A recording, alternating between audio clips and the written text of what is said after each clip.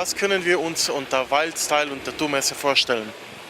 Ja, grundsätzlich alles, was den wilden Lifestyle betrifft, wilden, ausgeflippten, lustigen Wildstyle, Tattoos, Piercing, nicht alltägliche Mode, Schmuck, Schuhe, Klamotten, Custom-Bikes, Motorräder, Hot Rods, Crazy Cars, alles, was halt im Leben richtig Spaß macht. Was kann der Zuschauer oder der Besucher eigentlich im Showprogramm sehen? Im Showprogramm haben wir 4 Hauptbereiche. Das ist einerseits das virtuelle Museum of Body Cults.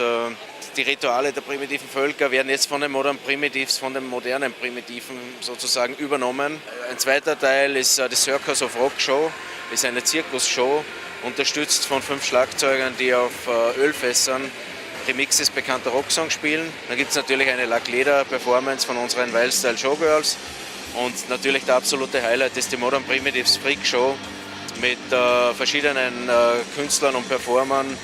Da sind dabei zum Beispiel John Kamikaze, der Prince of Pain, und auch Lucky Diamond Rich, der meist tätowierte Mensch der Welt.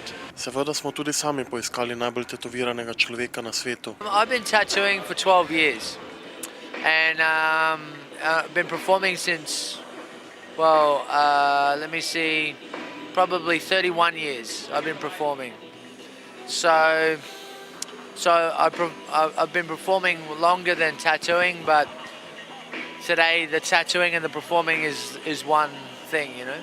Die Wildstyle- und Tattoo-Messe war die erste Tattoo-Veranstaltung in Österreich.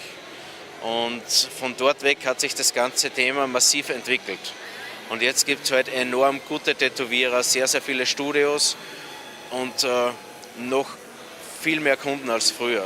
Der ganze Markt ist explodiert. Der Trend ist heute kein Trend mehr, sondern ist Normalität geworden. Lahko torej pričakujemo podobno prireditev kdaj tudi pri nas? Wir haben sehr viele Anfragen von verschiedenen Ländern, von Holland, Belgien, Luxemburg, Slowakei, Schweiz und auch Slowenien. Ja, und mit ein bisschen Glück wird es vielleicht 2011 eine Show in Slowenien geben können.